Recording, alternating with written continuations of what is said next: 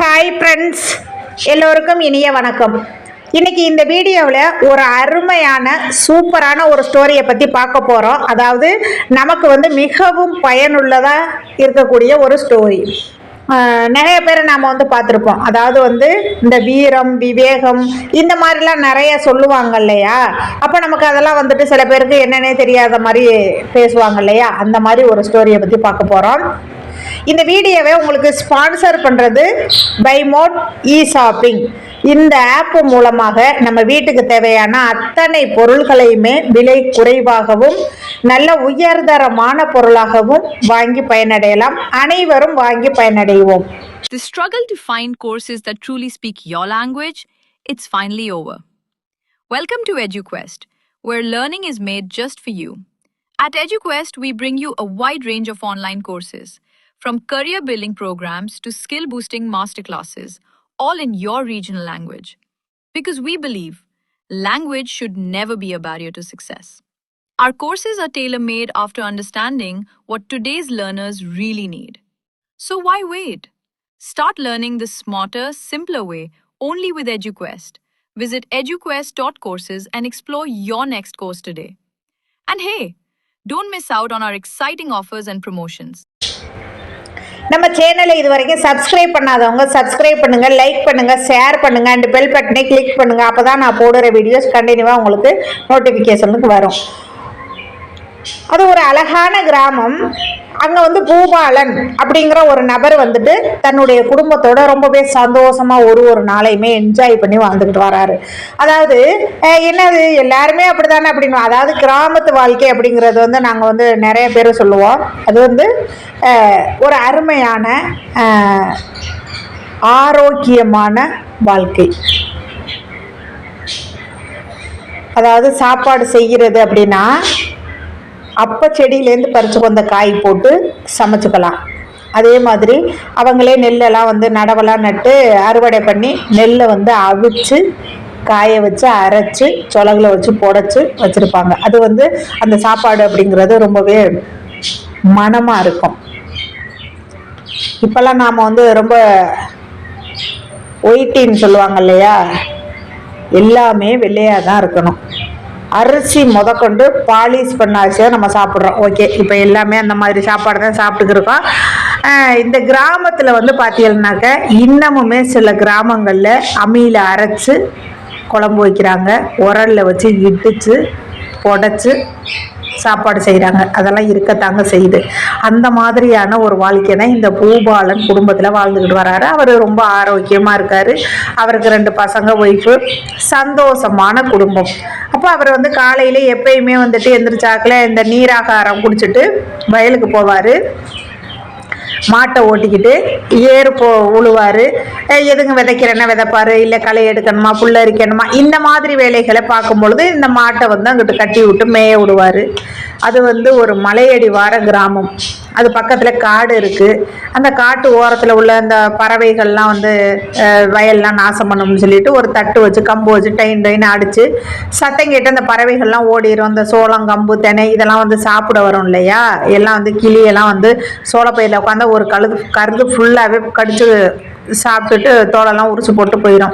அந்த மாதிரி இந்த சிட்டுக்குருவிகளும் நெல்லெல்லாம் உட்காந்து உருவி சாப்பிடுங்க. இந்த மாதிரிலாம் நிறைய பறவைகள் அவர் நிறைய பயிர் போகும் அப்படின்னு சொல்லிட்டு அதை விரட்டிக்கிட்டு இப்படி வேலை பார்த்துக்கிட்டு இருப்பாரு. இந்த பூபாலனோட ஒய்ஃபு பசங்களை ஸ்கூலுக்கு அனுப்பிட்டு இவருக்கு சாப்பாடு கொண்டு போவாங்க. அப்புறம் சாயங்காலம் தான் வீட்டுக்கு வருவாங்க. இப்படியான ஒரு வாழ்க்கை முறை சந்தோஷமா இருக்கு. அப்போ ஒரு நாள் என்ன பண்றாரு, இவர் ஏறு உழுதுட்டு தண்ணி குடிக்கிறதுக்காக சரி வீடு வரைக்கும் போயிட்டு வந்துடலாம் அப்படின்னு சொல்லிட்டு இந்த மாட்டை ஒரு செடியில் கட்டி போட்டுட்டு போகிறாரு. இதையெல்லாம் ஒரு புலி அந்த காட்டுலேருந்து டெய்லி பார்க்கும். இவர் இந்த மாட்டை வச்சு உழுகிறது, ஏர் பிடிச்சி உழுகிறது, அப்புறம் கொண்டு இந்த செடியில் கட்டுறது, இதை எல்லாத்தையும் பார்த்துட்டு அந்த புலி நினைக்கும், என்னது முட்டாள்தனமாக இருக்குது, இந்த மாடு என்ன எப்படி இருக்குது, 2 கொம்பு எவ்வளோ பெருசு இருக்குது, அவரை குத்தி தூக்கி வீசிட்டு சுதந்திரமாக வாழாம அவர் போச்சன்னா போகுது, படுக்க சொன்னா படுக்குது, ஏரில் போட்டு உழுகுறாங்க, இப்படி வேலை பார்த்து இப்படி உழைச்சி கொடுக்குது அவருக்கு அப்படின்னு சொல்லி ரொம்பவே அது திட்டிக்கி இருக்கும். ஒரு நாள் இல்லை ஒரு நாள் இந்த மாட்டுக்கிட்டே நேரடியாகவே கேட்கணும், நீ ஏன் இப்படி ஏமாளித்தனமா இருக்க அப்படின்னு கேட்கணும்னு சொல்லிட்டு இது ரொம்பவே யோசனை பண்ணும். இன்னைக்கு அந்த புலிக்கு சரியான ஒரு சமயம் கிடைக்குது. ஏன்னா இவர் மாட்டை கட்டி போட்டுட்டு வீட்டுக்கு போறாரா, அந்த சமயத்துல இந்த புலி வருது.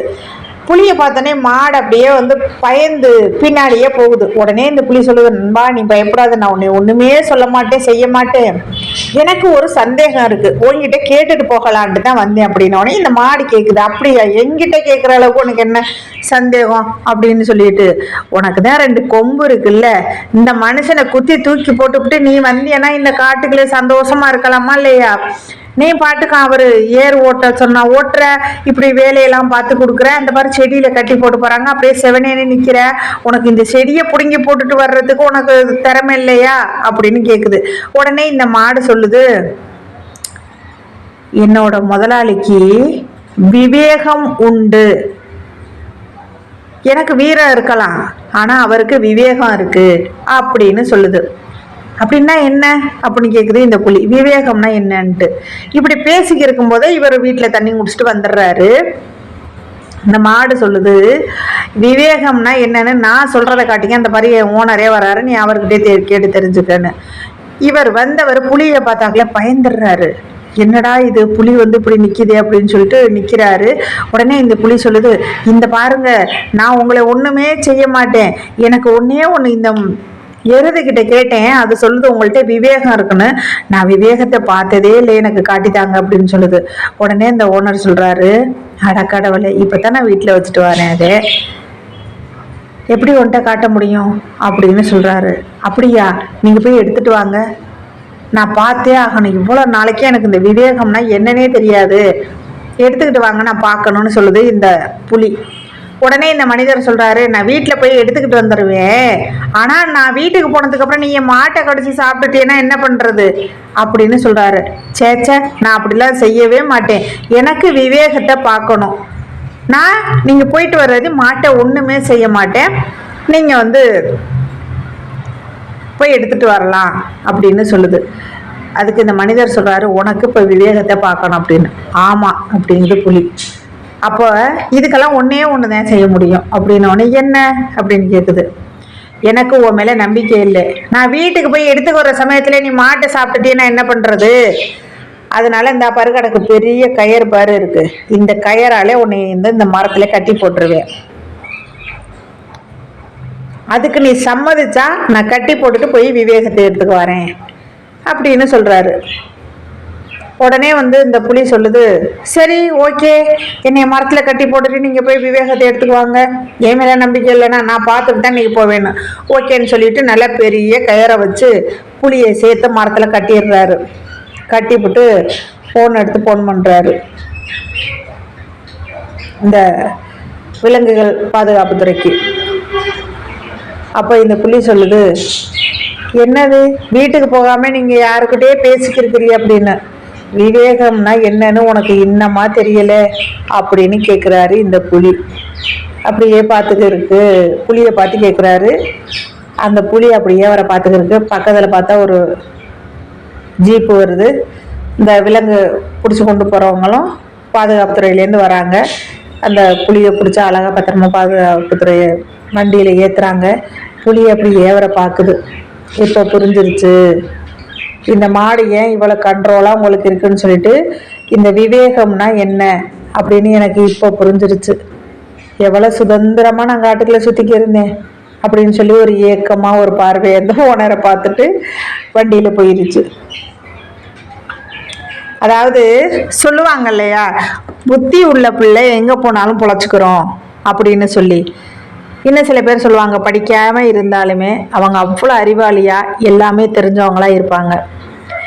இந்த மாதிரி விவேகம் கண்டிப்பாக நம்ம எல்லாருக்குமே வேணும். எந்த சமயத்துல எப்படி ஒரு சமயோசித புத்தி அப்படின்லாம் சொல்லுவாங்க இல்லையா, எவ்வளோ ஒரு சிக்கலான சூழ்நிலையையும் எவ்வளோ ஒரு பயங்கரமான சூழ்நிலையையும் கண்டிப்பாக நம்ம வந்து இந்த மாதிரி விவேகமாக யோசித்தோம், சிந்தித்தோம், செயல்பட்டோம் அப்படின்னா கண்டிப்பாக அதுலேருந்து வெளியில் வர்றதுக்கு சான்ஸ் இருக்குது.